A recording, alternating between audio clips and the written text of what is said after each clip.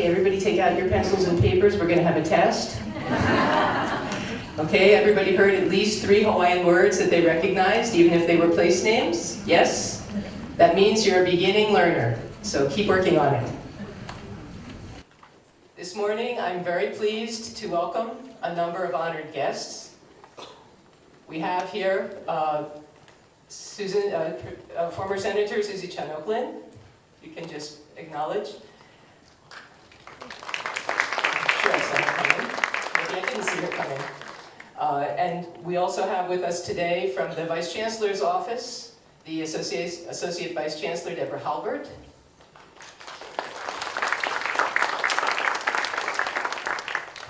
And the Director, the State Director for Career and Technical Education, Bernadette Howard. One of our greatest emerita, Amy Agbayani, who has served in so many positions and is a true leader in our community. We also have the directors of the Chinese and Korean flagships. We have Scott Murakami, who is joining us, who is our data person for the state. He has continued to guide us and direct us in terms of understanding the workforce. And many, many others of you who have participated in these endeavors previously. And most importantly, I'd like to recognize our former chancellor and the father of this roadmap, Professor Robert Bly-Roman. This roadmap would not exist, and I'm eternally grateful to Robert that he passed the baton when I said, give me the ball. Because, forgive the mixed metaphor, but basketball is my sport. Yeah. So this morning we have also with us, I'm very pleased to say, a representative from the State Department of Education, the newest representative, the Deputy Superintendent, Phyllis Onibasami, and she will introduce us with a few words from the Department of Education. Please forgive the protocol. We were not able to pick up a lei this morning, and I'm going to give her a pretend one. Do not start with an apology. Aloha. And on behalf of Dr. Kishimoto and myself, I just want to say thank you for being here and doing service to our learners. My first day on the job was July 22nd, and it was a board meeting, and I walked into the board meeting, and that was the first time I heard about the biliteracy, the seal of biliteracy, and I was astounded. What I saw was smiling board members, very supportive. I saw various community members come up to the podium to talk about their support and the hard work and what it meant to them to see this recognition for our learners. And it just struck me how when partners come together and we truly collaborate and we focus and we have shared agreements, how it turns into benefits for our children and for the state of Hawaii. And so I just want to say thank you for continuing to do this work. It really is an honor to see all of you here at the University of Hawaii, and know that you're going to roll up your sleeves once again and think about what are the next steps that need to happen that will expand and stretch what we need to do in order to change the soundscape in our island home. Really want to see that this be a place where we are capturing not only our native culture, but also the culture of the world here in our state.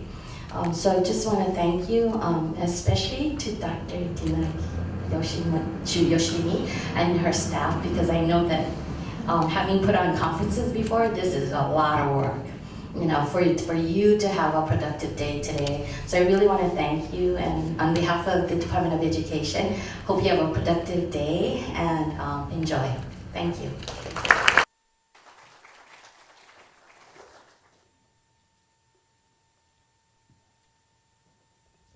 And I would be remiss if I neglected to mention one more esteemed member of this audience. We also have somebody from the Board of Education, Professor Patricia Halagao, who was critical in pulling for the board to make sure that that seal of biliteracy went through. Patricia, if you don't mind, I think we need to recognize your work. Thank you.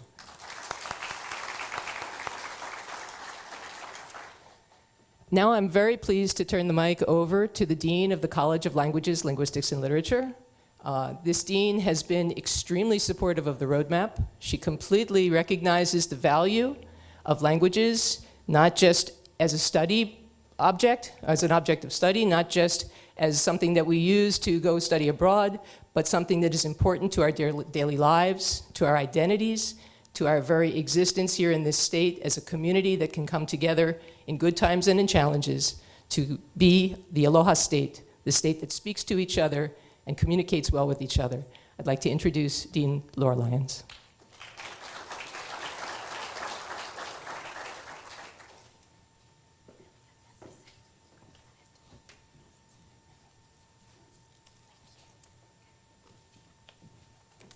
Aloha kaka'iaka.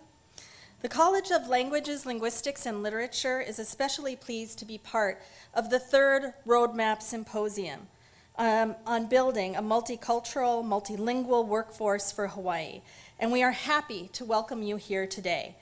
Our college takes as its unofficial motto, the power of the word, and our core mission is the education of the next generation of globally aware citizens and interculturally competent problem solvers. The multi-ethnic and multilingual composition of our state's diverse population expects no less. One of the great privileges of being the interim dean of this college is witnessing firsthand the important work being done through the Hawaiʻi Language Roadmap. And I want to particularly acknowledge, since she has been so busy acknowledging others in the audience, Dina Yoshimi, for her passionate and truly committed work and the thoughtfulness and care that she puts into being director of the roadmap. So, Dina, please stand up.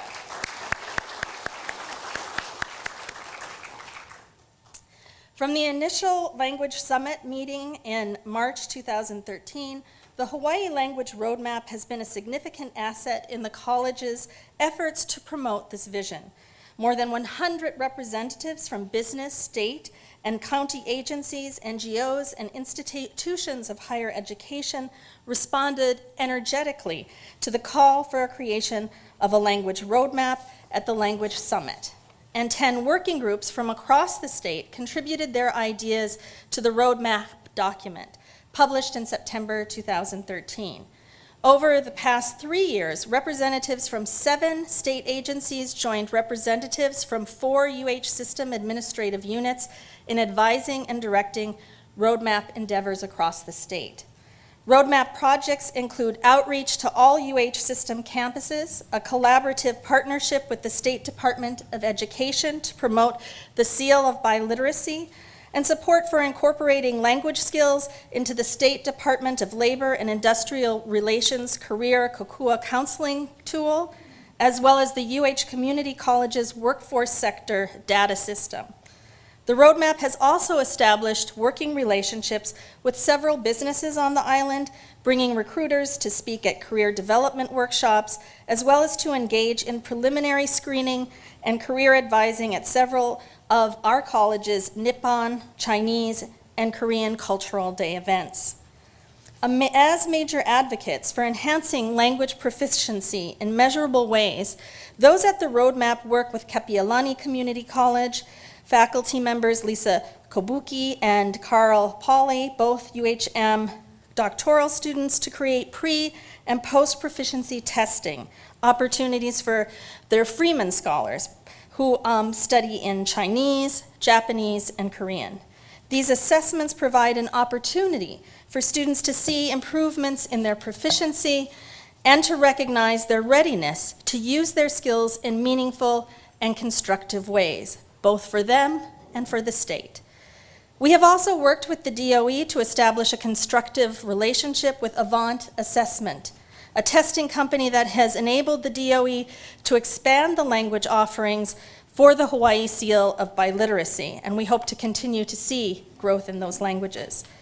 Today's co-sponsored symposium with the Office of Language Access marks a new direction for the roadmap's collaboration with this state.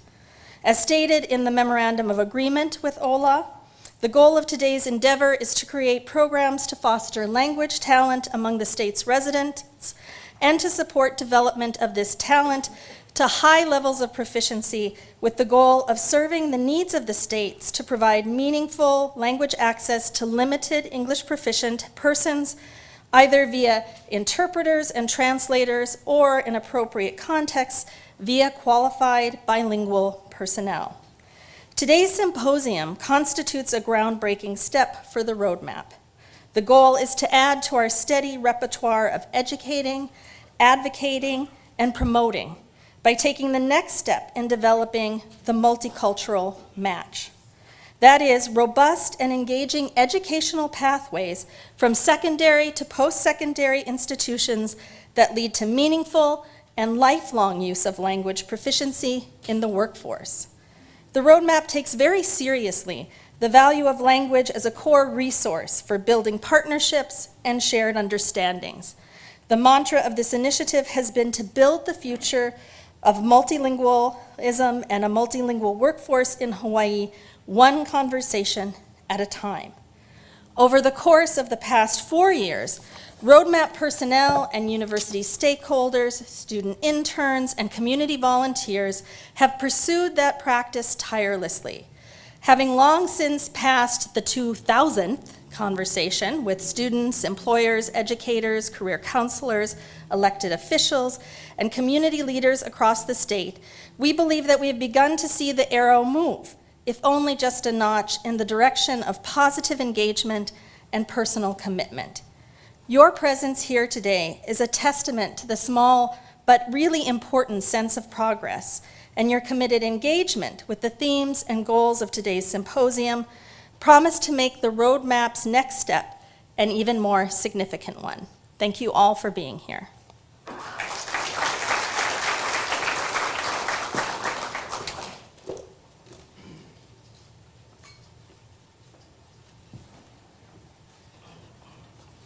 Well, for once, we're actually a few minutes early. How does that happen in Hawaii?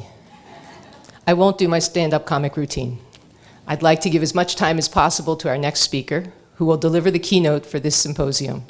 Our next speaker, really in the circles that he moves in, needs absolutely no introduction.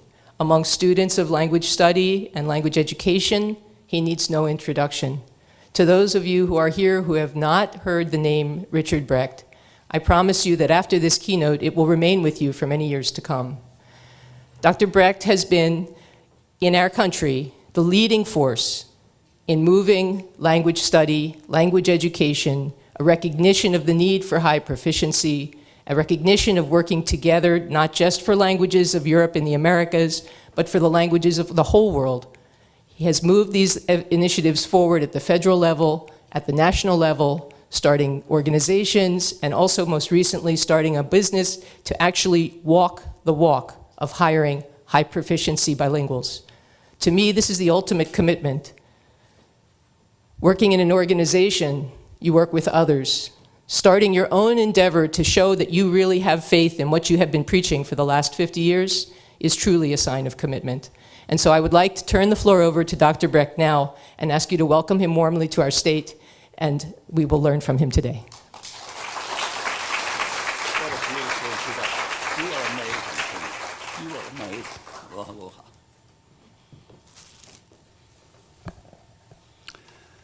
Aloha. You will notice that I am dressed as a haole because you need to understand that what I say to you is with great humility, because I never go anyplace, I never work with anyone from whom I do not learn. And it has never been an occasion for me coming to Hawaii that I don't learn a lot. So that's why I'm here. Pure self-interest, not yours. Just to be clear. I want you to understand that, and I'm going to try to add some kind of perspectives. But these perspectives are going to go from, I'm a 50,000 feet person, so you'll have to forgive me. We're going to bring it down to the earth, I hope, before we're finished today. But I need you, eventually we need to interact. But I've found that it's always very difficult because, as my wife says, you always want, never mind, you don't need to know what my wife says. Let me start, give you a little perspective on what I want to do and about me a little bit. I want you to understand, first off, what we call the language enterprise. The language enterprise represents all the stakeholders in this country of ours that have anything to do with supply and demand of language. They are the educators, they are the employers, they are the government, they are the heritage communities and indigenous language communities, and they are all the NGOs. And the only reason I'm here is because I have spent my whole life in all 5 sectors. I have worked in the government originally and in the military, and I have headed a center dealing with the military and intelligence, God forbid, in language. I have in academia been a professor and a researcher in linguistics for a long time. I have worked with heritage communities from Hmong to Indonesian to whatever in California and across the world. I am an NGO. I founded NGOs and so on. This is the 15th, 16th, or 17th organization, because what I am, and I'll finish about I'm an entrepreneur. And an entrepreneur ability is to see the future and to grasp it. And that's what this is all about. That's what the flagship is, and that's what this presentation is all about, if I may. The second notion you see up there, which is very important and my proudest creation after my children and my grandchildren, is a simple phrase: America's languages. They're not foreign languages. They're not immigrant languages. They are indigenous languages leading, but they not only the world languages, they are all America's languages. We should be proud of the fact that we are a multilingual society, and all of these languages are not foreign languages. They're not even world languages. They're America's languages, starting with the Native American, Hawaiian, and Alaskan, and going through all of our immigrant languages, all of our colonial languages, by the way, English, French, and Portuguese are colonial languages, through the immigrant languages, and so on. That concept you have to keep in mind, because it's a driving force in everything we do. And I want to just get rid of the concept. When I say language, it's language in culture. There's no other place for language but in culture. So I don't say culture enough, but so you know from the beginning, it's culture that contains language. It's probably most unique manifestation. And finally, we talk about multilingualism, but we also talk about multiliteracy. And the Department of Education now is talking a lot about multiliteracy as part of multilingualism or vice versa. So I get those definitions out of the way, okay?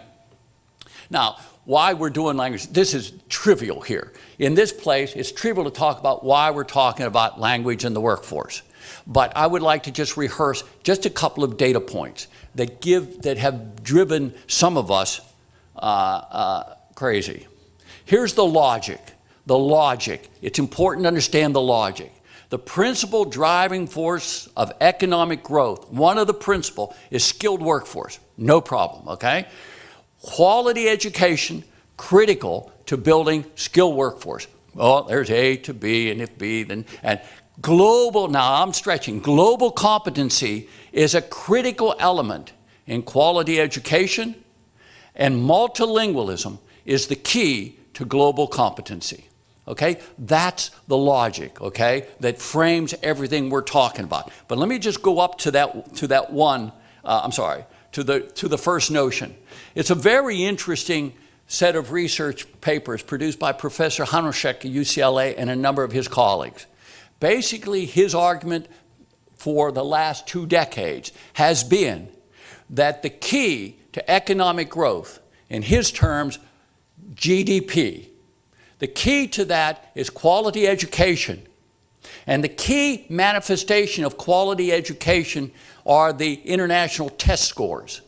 The normal correlation is attainment. How many people finish high school, or what grades of education, correlating that with growth and trying to make an argument that education and growth are connected.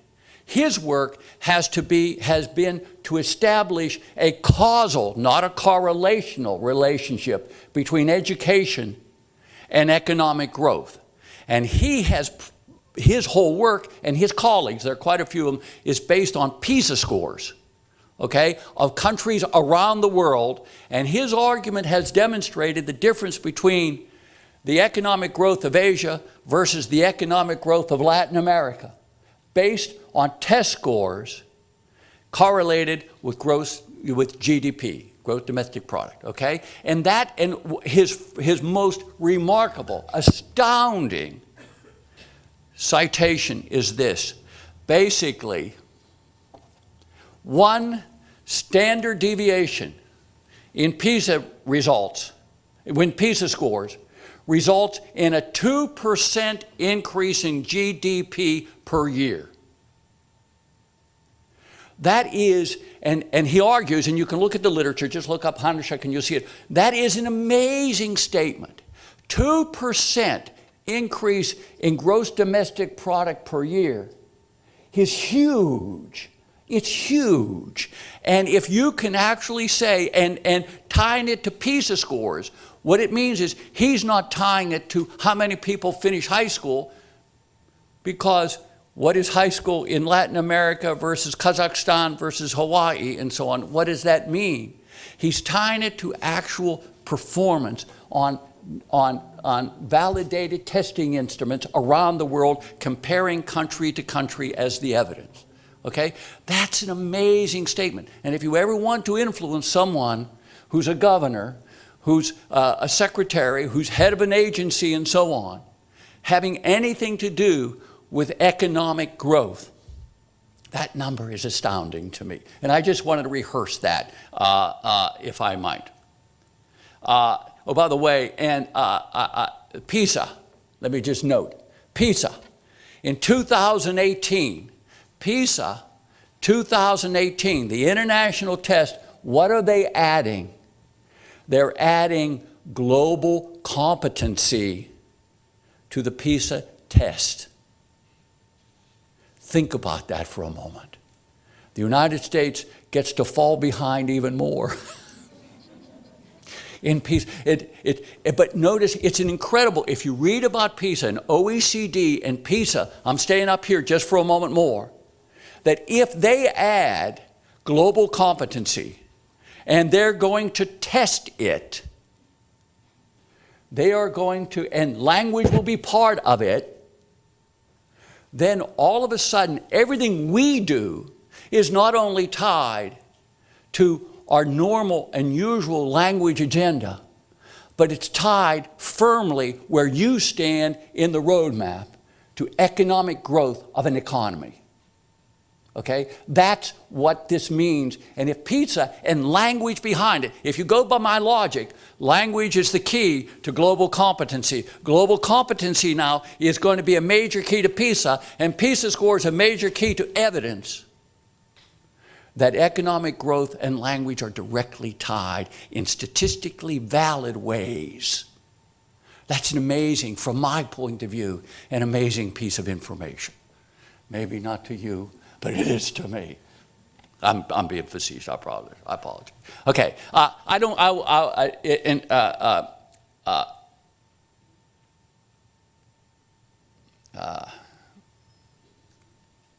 okay, I'm still on need. You don't have to know about this either. Very simply, you have to know about it, but you know it for a fact. 1 in 6 U.S. companies said they've lost business. The data on need are incredible. All over the internet, all over every publication you want, including the Harvard Business School, the need for language is documented over and over again. It's not, and you know, they say America has lost $2 billion every year because of lost business opportunities because of language. Well, in the UK, they swear it's $56 billion a year.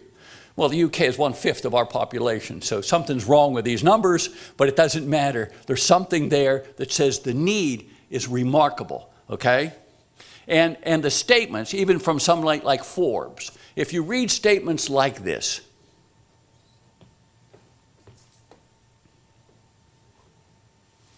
it's so obvious. We don't, in the Forbes, they're saying, this is 2017. We're not talking about things a while ago, okay? And all the benefits are laid out, are being laid out. But I want to just focus a little bit on the government for a moment. Because it's not just business, it's all employers, or whether they're government, whether they're in business, or whether they're NGOs, or whatever they are. Look at what's happening. This is a very interesting quote just came out in the New York Review of Books. There is a cost to the self-reinforcing cycle of militarizing U.S. foreign policy, which is what we're doing, undertaking agrarian reform, expanding the rule of law, and all the things that we're doing that require an expertise not usually associated with basic training in the military. And this is, and there are lots of evidence that that employers, period, whether they're in military, in government, or whether they're in NGOs, or whether they're in business, if the needs are always so clear. Okay, the question is, how do we advance this? And I want to put up a very simple kind of metaphor, if you will. I'm not an economist, and so this is a metaphor we use all the time. That supply and demand. Everybody knows that you have supply and you have demand, and demand always meets supply. And underneath those is, underneath supply is basic, demand is, there's a need there causing that demand. And underneath that supply, there's a capacity that you build to give you that supply, to meet that demand, to meet that need, right? That's very simple. Well, that's true. However, we have always had a need for airbags.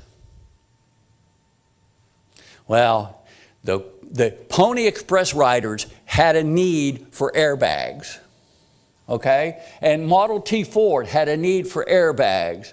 But until we had the capacity to produce airbags in the early 90s, there was no demand for airbags.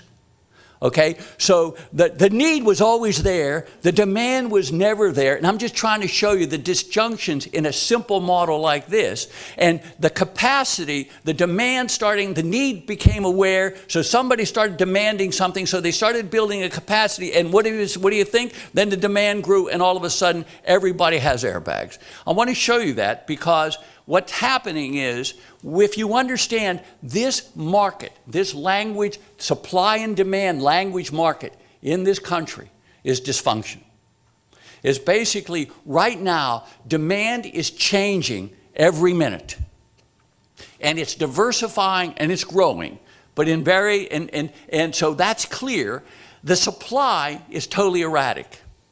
Some states, some schools, some people are doing it well, some businesses are doing it well, but it's totally erratic. I'm going to talk a little bit about this. Very simply, the demand is not up to the need. We have greater needs than the demand right now reflects, and the capacity is way short of what the demand will be if that demand ever responds to needs, okay? So let's just talk a little bit about demand. I want you to see what I mean by that. The demand is dysfunctional. There is a major survey. We just conducted a number of colleagues, and basically it's a global talent survey, okay? And it's a survey of people looking at the graduates of universities, in Michigan State University, the graduate of universities in the United States and where they're going, what they're looking for, okay? In this survey of 2,100 companies, okay, 33% mid and large size say they have international operations or serve multilingual. So here, 33% of mid and large size companies. It's a major statement, okay? Of these, 93% value employees able to work effectively with customers and businesses and clients from a range of different countries and clients. So 93% are looking for, have that need. You see it. And 50 to 60%, they value multicultural overseas experience when they're hiring. 40.1% say they give preferences to people with language. 11% actually require language. All of that need from the top, huge recognized need. And all of a sudden, the demand for language-capable people in the United States, in these corporations, is 1/10 of what they perceive of their need. They feel the need, they just don't understand. And they got an itch, they just don't know where to scratch. It's not only the US. We've done the same survey, a similar survey for APEC, the Asia Pacific Economic Collaboration. And this survey is interesting, similar questions. 87% value employees, 90% right, value employees. 70-80% value multilingual experience, much more than the US. 60% value employed with the ability in the languages, but 20% require language.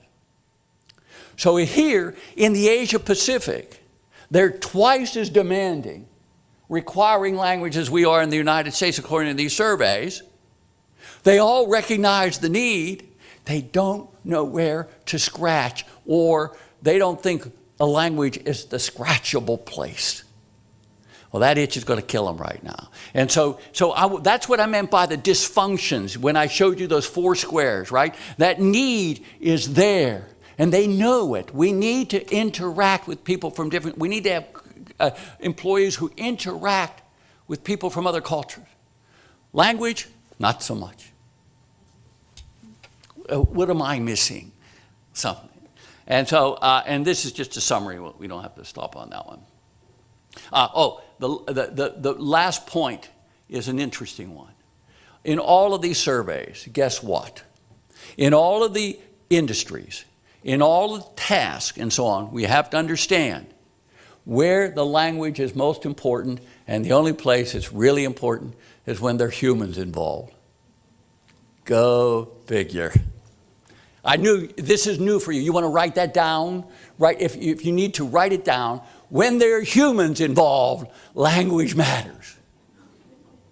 I'm going to come back to that because that's really, see, Google handles texts. Not perfectly and not at the highest level, but after a while, the neural translation mechanisms of Google will handle basic everyday text.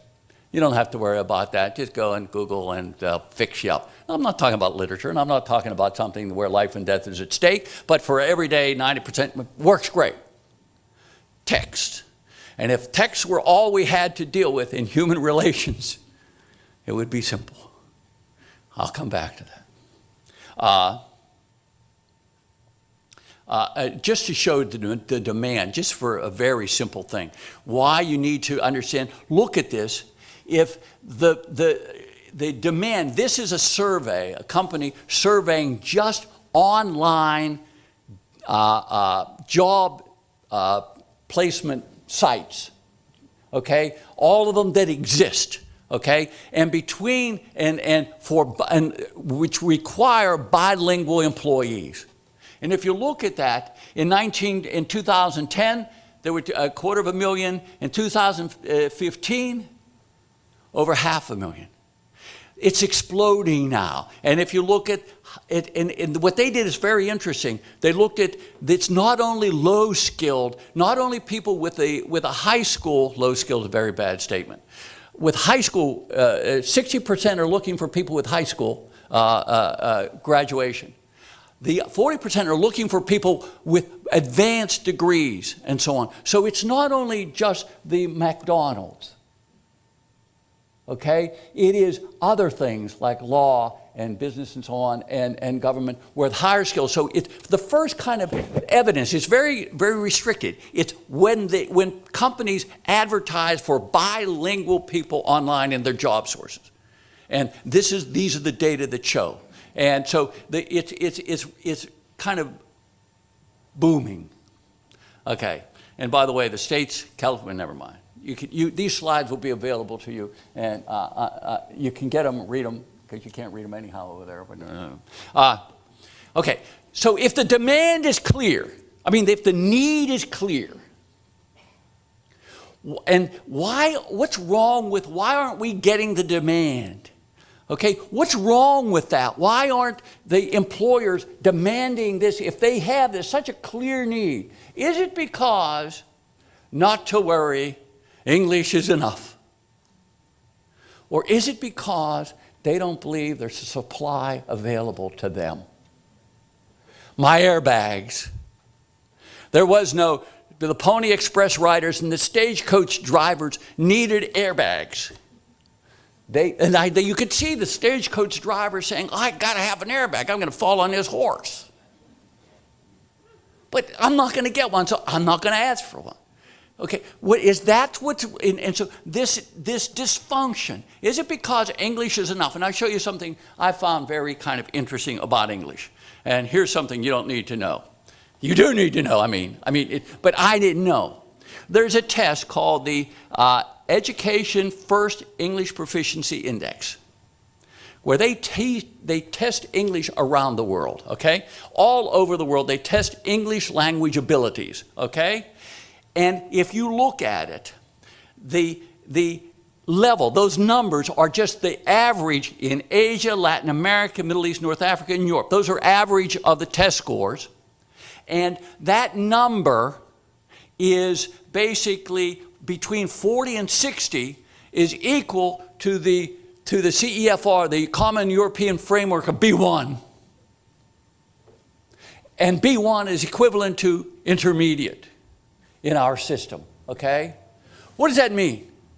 If you think English is the answer, even where they actually have English, by the way, which is another issue, the average people learning English don't have enough English to do you any good in anything where you're really going to need it. I'm sorry. And those numbers are kind of interesting because they start showing that this English all over the world, first off, it's not, but where it is, those people learning English are not learning English that are going to help us in employers in any kind of really important work. Now let's go, so that's the supply. So maybe it's not English. Maybe it's not the world is English, but they might think it's English. What else is possible? They don't think there's a supply here. The demand isn't here because there's no sense that we have a supply. What is our supply in higher education? First off, you all know. The latest statistics for higher education, 6% are taking language in higher education, now down from 8. Come back to that. The level of proficiency after 4 years in a university program is basically intermediate, just the same as the English worldwide. After 4 years, the normal education, language education program in the United States in higher education is turning out intermediates. Well, if only 6% are taking it, and of those 6%, they're only coming out as intermediate, we have a supply problem. K-12. Right now, we now have about 20% of schools. 20% of schools. The foreign language enrollments in approximately 20% of the total school population. 20% in our schools, K-12. No output data, none whatsoever. You can't get it. I mean, because that varies. So this is a supply problem, very simply. So how do we expect demand? Where's my airbag? How do you expect demand? How do you expect these universities, the businesses, the government, the NGOs, how do you expect them to go out and say, we need this advanced level speaker, we need a true bilingual and so on, if they don't believe it's there? They're doing workarounds. Go to a country, hire the locals, okay? And deal with everything you have to deal with there. Any kind of work. Well, we'll go to Google. That'll work. Well, humans, it's really a small problem. Okay, but you'll notice at the bottom of that slide, this is called but. We're turning out now more and better. Now I'm coming to the solutions. We're turning out more and better as we speak. There is, without question, what we call a bow wave about to hit higher education. And higher education is not ready, at least the ones I know of, for this bow wave. This bow wave of getting dual language immersion students who are leaving their high school, or seal of biliteracy students leaving their high school, or the credit for competence students who are coming in, getting credit, moving through high school. These students are going to hit freshman year at the university level with intermediate high levels of language. They are not the 101 language takers of the past. And they either get accommodated or they get lost. They're going otherwhere. That's what's happening. And so here's this issue. This bow wave is incredibly important, okay? And by the way, the statistic of the National MLA, Modern Language Association, statistic of down from 8 to 6% doesn't mean that fewer people are taking language in higher education. It means they're not taking it from the universities. There are lots of ways to take language that you don't need universities for. And right now, if the university, here's a supply and demand issue. If you're not supplying what the demand is, they're not going to demand it and they're not going to take it from you.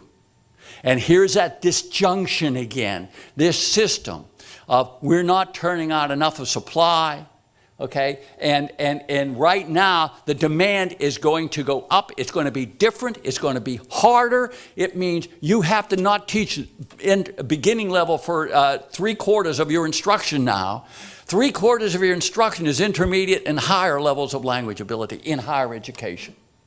That is something that higher education has to get a hold of, broadly writ. And thank goodness you have your department, and I'm eager to say, and your school that knows this and has to adapt to it, and it is adapting to it. But it is a huge challenge for teachers and programs. In higher education, what's happening also, there's some really interesting, you've had the flagship program, you have Korean flagship, Chinese, you have flagship programs which are turning out the supply that will meet the demand. No question about that. It's a tiny spot, a tiny percentage. And some of us are working on another initiative in higher education. It's called PLUS, but it's basically getting university programs to apply and submit to accreditation of higher education language programs. It's an exploratory thing, but what happens if all of a sudden now, all accreditation means you have to announce your goals and you have to be transparent about meeting them. That's all. And all of a sudden, the demand will actually see what the supply is. And good luck if your supply isn't up to the demand. Another issue. I'm going to do something, and Robert has left, so it's okay. Not only is that demand, not only is that supply starting to really build, but it's a different supply, and all of a sudden, what we're talking about now, and the research on cognitive research, cognitive psychology, has given us what I call the bilingual bonus. The cognitive advantages of bilingualism.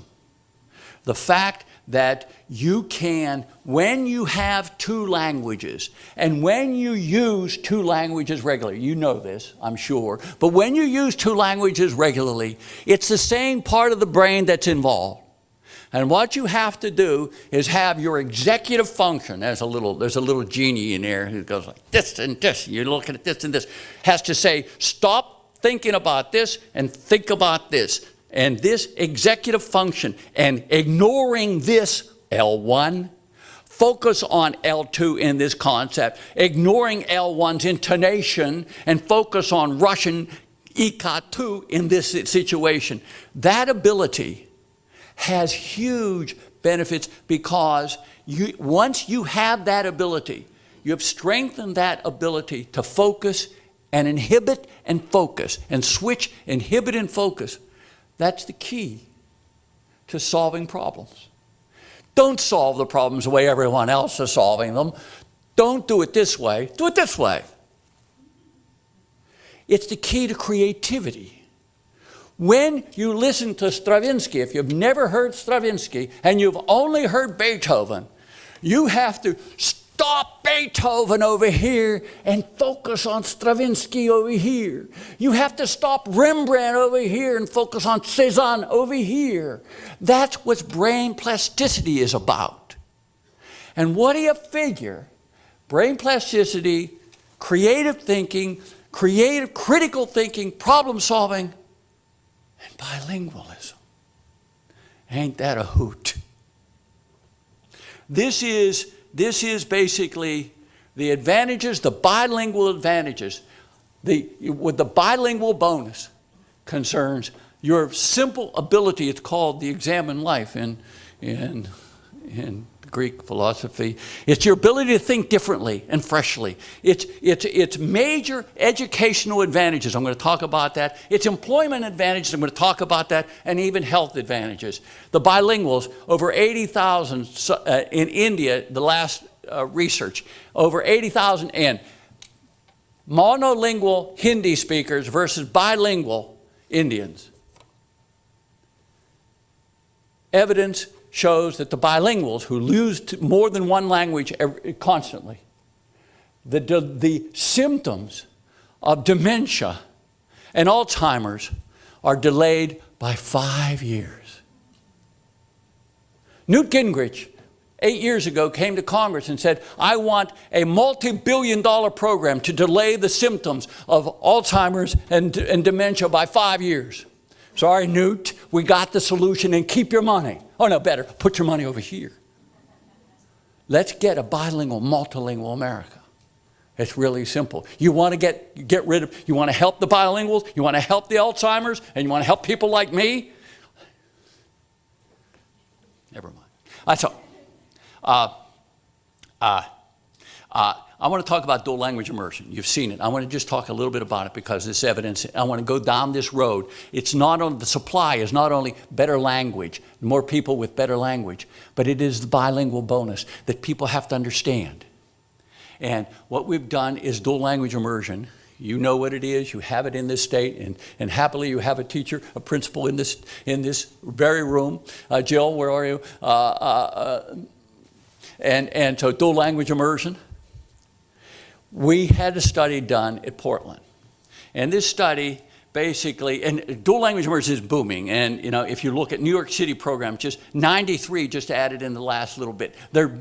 Everyone's doing dual language immersion. It scares the hell out of me, very frankly, because there's nothing like a white knight on a silver horse coming in to solve all your problems. And dual language immersion doesn't solve your problem. It's a very strong possibility of a major innovation in education if it's done right. And it's expanding, but we did a research study in Portland. And why it was important, looking at dual language programs, students, and non-dual language programs. Why it was important for the first time. All the data on language is good for education. No data before this study ever controlled for self-selection. Every time when you got language students outperforming people in education, of course, everyone said, they're the better students, the more motivated parents. There was no control for self-selection. So statistically, it was not evidence that could convince anyone. Well, this study, everybody applies. This is a lottery in Portland. Everybody applies. Half the people get in, half the people don't get in. Those were the comparison groups. All the people who applied, the people who didn't get in versus the people who did get in. So for the first time, self-selection was controlled, and the evidence is English in whatever your native language was, English in 5th grade and 8th grade. By 8th grade, your English literacy was 1 year ahead. Controlling now, for the first time, self-selection. These are comparable students. 1 year ahead in English literacy. Didn't matter whether you were a native speaker of Spanish or English, or any other language for that matter. Okay? ELLs, the English language learner, exited EL programs sooner. Another really concrete piece of evidence. They leave the EL program sooner because they have this bilingual, the cognitive benefits of learning languages and all the things that goes with it, okay? And they all of them reach intermediate level of language by grade 8. We're not even in high school yet, right? By grade 8. And remember, that's the equivalent of university graduates, by the way. Didn't I just say that a little while ago? There's no evidence with regard to peer, teacher, or class size that drive these effects. Looking at teachers, looking at peer, look at the things you would expect to be element. This is the first concrete evidence with regard to dual language immersion and education. The bilingual bonus is not only how you think, but your educational advantages are there. The achievement in education from bilingualism is documented for the first time in a rigorous way, and it's a very powerful argument. If you want to go even further, let's look at this soft skills stuff again. Achievement. Not only does the soft skills go along with achievement in education, it goes along with hiring. And look, here is an Erasmus study. This study was a modest one. Again, 71,000 students, educators, teachers, business people, and so on, involved in this study. 71,000. This is Erasmus in Europe, right? 64% consider international trips, these are the business, as important for recruitment. 92%, this is important, are looking for transversal skills. That's a new word for soft. Transversal. Pick a number, not so soft, soft. Are looking, 92%, this is what businesses are looking for. They may be looking for language, but they're looking for people who, what? Who can, openness to curiosity about new challenges, problem solving, decision making, confidence, tolerance. What did I just say? Critical and creative thinking. That's what somebody wants an employer wants. They want someone with the technical skills. You got to know, if I'm going to hire someone in marketing, you've got to know something about marketing. They want somebody who can market in Peru. Okay? But most of all, they want someone who can creatively think and critically tackle problems. That's what they want. The other things they can train, enhance, they can't do that. And that's what they want.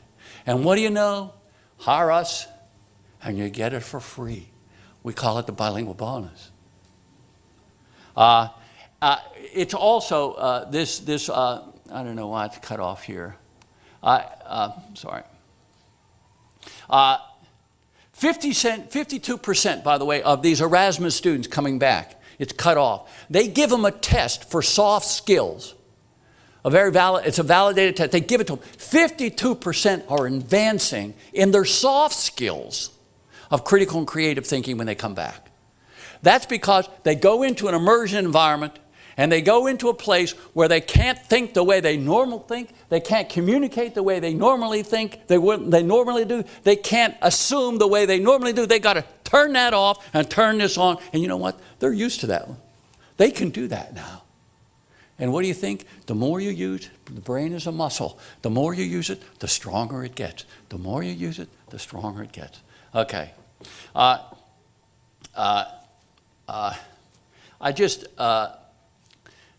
And I want to go to the action movements. How much time do I have, please? How many? 15, 20 minutes. How many? 15 minutes. 15 to 20 minutes. 20 minutes. 15 minutes. Okay, I'm good. Thank you. Thank you. You know. Okay.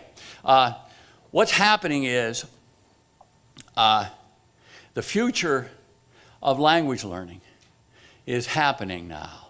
And there's a remarkable thing. What we're going to do is the immersion notion. Language and immersion.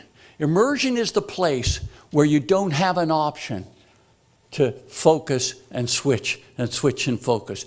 And immersion is the place, where's the cognitive advantage of language, bilingualism?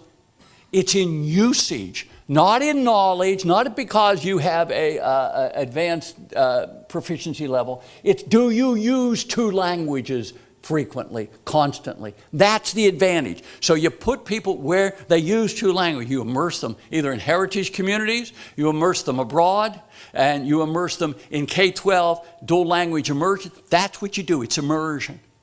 Okay? And taking that cognitive, melding the cognitive with the language and the immersion and all of that. There's a National Science Foundation is sponsoring this wonderful program called Translating Cognitive and Brain Science in the Laboratory and Field to Language Learning Environments. This is National Science Foundation now. This is where it's going. Understanding what those languages do, getting the ability to use two languages, getting the ability to switch between them, getting those abilities, those cognitive abilities and so on. That's the future of language learning. And the future is then feeding back that cognitive stuff. So when you teach people language, you know about incubation. When you give something new, you have to repeat it, a lexical item, within a period of time. Not too far away because they won't remember it. Not too close because it won't force them to recall it from work. It won't give them all of the cognitive stuff that we now know. The incubation and the constant testing is critical for language, for drawing stuff from deep memory into working memory. That's all the stuff we know. These two the blending of language learning and cognitive kind of insights is the future of our business. And we'll finish with the responsibilities. Employers. Okay. employers. They have to not only understand their need, go figure, that they have to talk in terms of the demand and the specific tasks and context, okay? Then we have to, with partnerships, get that demand into our thinking and get it transferred over to education, okay? And they have to understand what our supply is. It's growing, it's better. This is what we can do and this is what we can't do in education, okay? And they have to figure on capacity. Do they outsource? Do they insource? Do they make or buy? Lease or own? And this is all the strategies that they have to work with. Education. And education has to understand the need and has to understand the demand, the specific tasks and so on, okay? And on all of these, whether the employers are transnational, domestic service and so on, all of these things, we have to get that understanding. We have to build the understanding, okay? And now we have to get the messages and the messaging and the capacity built now. We have to understand, and I want to talk about a little bit, the American Academy of Arts and Sciences Commission on Language Education, okay? That is there, for the first time, we have a national report and a national commission mandated by Congress. And what's the name of its report? America's Languages. America's Languages. It's pure poetry in my view. I'll talk a little bit more about that. We have to talk, and this messages, and I want to talk just a little bit. We have to rebrand our language. Not rebrand, we have to extend our language brand now. When we talk about language to the people out there, we have to talk not only about travel, not only about cultures and getting along, and not only about grandparents. We have to talk about all of those. But we have to talk about employment as you're doing now. That's what the flagship, that's what the roadmaps are about. But we have to talk about education. We have to talk about education achievement, educational attainment. We have to talk about the bilingual advantages. We have to talk about equal access. Our heritage communities are mostly in our urban areas. We now have to say, why are our heritage communities in our urban areas not being served by maintaining by having bilingual as the target, not subtractive bilingualism? Why are we letting people with those natural abilities not exploit them? It's an equal access issue, okay? It's an employment issue, it's an intelligence issue, and so on. The mechanisms. The roadmap. The American Academy has put out this report. We have a working group now. That working group now is taking on how do we implement this. And what we need to do in the working group, Dina, is put the roadmaps into the working group as a national initiative. We need to tie what you're doing here to the national initiatives. And this is one that's going on now. We also have to do something about teacher recruitment. We have to do, and that has to be, as you well know, here's the Coles to Newcastle. As you well know, we've got to do something about that, and the Academy has to do something about that. That's one of the primary recommendations of the Academy. So we need to join what you're doing with the Academy. We're doing what I call cosmopolitan urban centers. Atlanta's bringing together, in Atlanta, they have headquarters of corporations, little ones like Delta and Home Depot and Coca-Cola and so on, to come and say, we need you. We need to do these urban things. We need to do one in Honolulu, one in Seattle, one in Chicago, where the headquarters are, where these people know it. We don't want to say it. They have to say it. And we need to work on that together as well. And by the way, and the USCD and the APEC. The APEC thing is a remarkable thing. The APEC is everyone, including us. And they're doing human resources and how to develop resources. And we just had a workshop in Monterey, California, on how to build global competency into the APEC education strategy action plan. We need to be part of that as well. I think it's, and we're doing that. The seal of biliteracy, clearly critical to everything we're doing. That's a mechanism clearly critical. Also the credits for competence. And you had Ms. Aoki here, Michelle. She was a major leader on that and doing really good stuff in that, okay? But I want to come back to dual language immersion. We now are working with partnerships between Start Talk, the summer program funded by the federal government, and dual language immersion. We're working on that. We have a major project on bringing those partnerships together. If anyone here is interested in Start Talk and dual language immersion, that is the way to carry dual language immersion across the summer and make sure they're not losing anything. It's a way to carry them from middle school to high school and so on, and from elementary to middle. And I'd be delighted to help you with that because we're doing that. The dual language immersion, the University Bridge in Utah, the universities in Utah are mandated by the state legislature to take dual language program students and make sure they're integrated in the university. So what's happening? They're putting university language programs in the high school so the dual language immersion students don't get dropped when the disciplines get harder. That's something that's a natural program. You may be doing it for all I know, but this is something that's worthwhile taking nationally, and it's begun to, and we're working on major funding for that. Finally, we are even working on dual language immersion and the IB, the International Baccalaureate. The International Baccalaureate is too elitist for their own taste. Dual language immersion is not elitist. It's real. And the best thing for IB is to start going into dual language immersion programs and giving them some kind of broader scope on International Baccalaureate one. It's an interesting concept anyhow. The accreditation of Language Plus, I told you about that. We're working on universities. We're looking for universities willing to be the first tests for 3 organizations now investigating accreditation of university programs.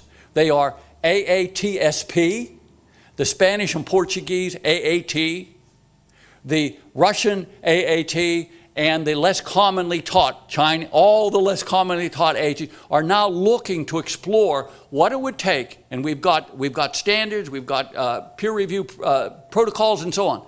We need Hawaii too. We need places where language programs are willing to take the gamble, not to be go under an accreditation process, to explore the process and see what the traps are and the benefits are and whether it's a feasible episode or not. Nobody has done accreditation in the humanities or the social sciences. It's only in the professional schools. Why don't we start? We can do it. We can test it. We can do things you can imagine. The PIRE, NSF. Again, translating the cognitive stuff into our language education programs. This is something we can do. And University of California, Riverside, Judith Kroll is working there, good colleague, eager to look for partners who are looking to take this and really explore it, breaking new ground, breaking the mold, okay? Not to mention American Councils and Overseas. Now I'm going to finish now. I'm going to finish with this. I'm a business person. I started a business. This business is called Global Professional Search. It's the first time, and I have my card. And if you want to pay me money, I'll take it. It's the first time where you go online and you fill out a profile. All your language experience, all your international experience, all your education, all your attitudes, and so on. And we have to, and the profile is based on all our interviews with companies all over the world of who they're looking for. And for the first time, we will use an algorithm to match you. When a company tells us we need somebody who can sell agricultural equipment in Peru or in Uruguay, we can send them. What they do is they go to LinkedIn or they go to Manpower or everything else. They get hundreds and hundreds of dossiers. You come to us, you get 5. Rated on a scale of 1 to 5, you only get 4s and 5s of matches. In other words, if we're trying to say, we know where the supply is, we know how to evaluate the supply, and we know where the jobs are, we know how to evaluate those jobs, but having supply and demand like that, you got to put them together. That's what we do. Okay? That's for the first time. And these are the companies, an example, small example, the companies that we talk to understand what their needs are and what their demand's going to be, okay? And then and they look like, and here's what employers say. Just We're opening a new office in Mexico. We need American candidates with fluent Spanish who understand the Mexican system and can represent our country culture. In 5 years, we'll need an additional 2,500 petroleum engineers who speak Russian, Mandarin, or Portuguese. These are the companies that are talking to us. Understand, this is what's out there. We just have to find a way to put them together. We're a small company. Of course, we're going to be huge.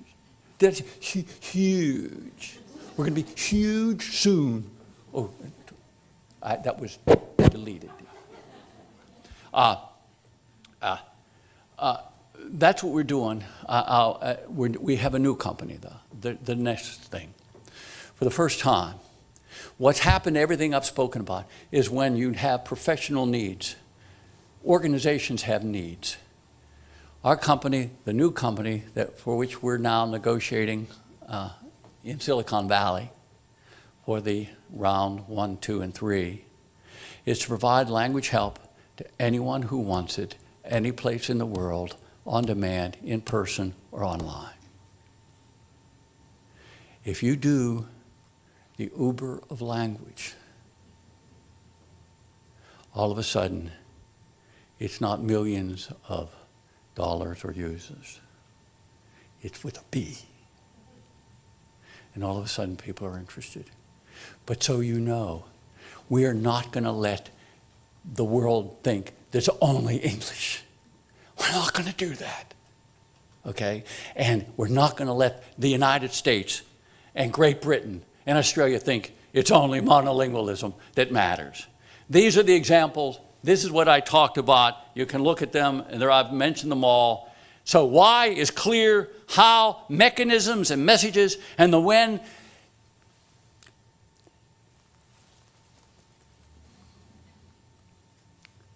This is Senator Akaka. He said it from the beginning for you, and he says it beautifully. We've been in hearings with him. What a marvelous, marvelous person. Never forget that. But here's my plan. There's a tide in the affairs of men which, taken at their flood, leads on to fortune. Omitted, all the voyage of their life is bound in shallows and miseries. On such a full sea are we now afloat, and we must take the current when it serves, or lose our ventures. Thank you very much, folks.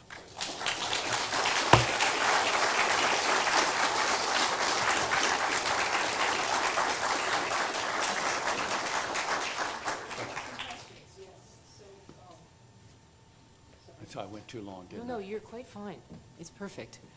So we have some time for questions, and if you would like to come to the mic, there are several mics in the room, and Dr. Brecht would be happy to answer those after he gets a little wetting of his whistle, I think. Yes, yes.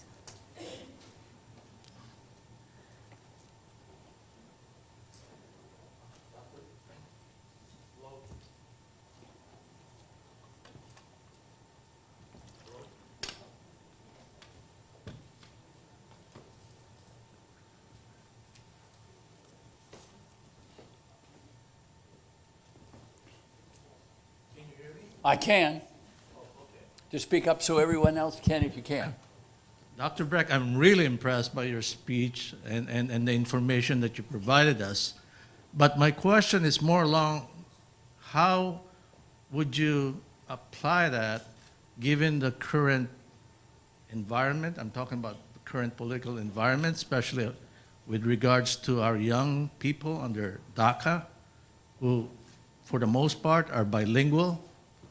I myself is a bilingual individual, and to be honest, when I came to Hawaii, it was initially suppressed. You know, I speak Tagalog, you know, and I had to convert. It wasn't until I eventually learned that bilingualism is not something to be ashamed of, okay? And part of it is because of the people in the university. I graduated from the University of Hawaiʻi. Okay. So anyway, my question is, how do you make sure that the political leaders understand that this is really something that should be desired as opposed to something that has to be suppressed, because right now that's kind of like the understanding of a lot of people. You know, when you talk about bilingualism, you have to talk about immigrants. Okay? And when you talk about immigrants, you got to talk about 2.1 million young people who are trying to stay in this country and be productive. So that's my question. It is a concern everyone with a conscience has. Convince our leaders. It all depends which leaders you're talking about. There's no way that people in Washington, D.C. will take this up in a forceful way. It has to come from us. It has to come it has to be a groundswell. There are some leaders in Congress, not very many, who have the time to focus on this. We have to make DACA part of our bilingual rhetoric and part of our language rhetoric as an example of a vital. You can see there's a lot of people talking about DACA and employment and economic advantages of DACA, the 2.1 young people in this country. That's a good, that rhetoric we have to pick up and merge with our rhetoric and maybe DACA, if you will, can be a poster child for everything we believe in with regard to immigration and bilingualism. And it's just that until we, at the base level, it has to be a groundswell. It will not come from Congress. It will not come from the leadership in Washington per se. It certainly can come from the leadership in Hawaii, and it can come from leadership in certain states and so on and local level, but it should come from our community and our profession more than a little bit. And I gave you these projects and a list of projects and mechanisms and so on. What we have to do with your question, and I omitted it and I missed it, is make DACA a major part of the rhetoric, a significant part of the rhetoric as we proceed in language education, bilingual education, and the bilingual bonus and employment. So thank you for that question. It's exactly right. It's a very bad answer.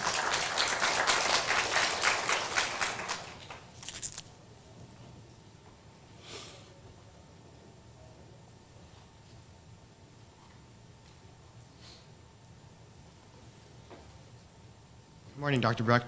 My name is Matthew Del Mundo. I'm actually probably the only college student here, and I'm currently the intern for the Hawaiʻi Language Roadmap Initiative. I'm an English major.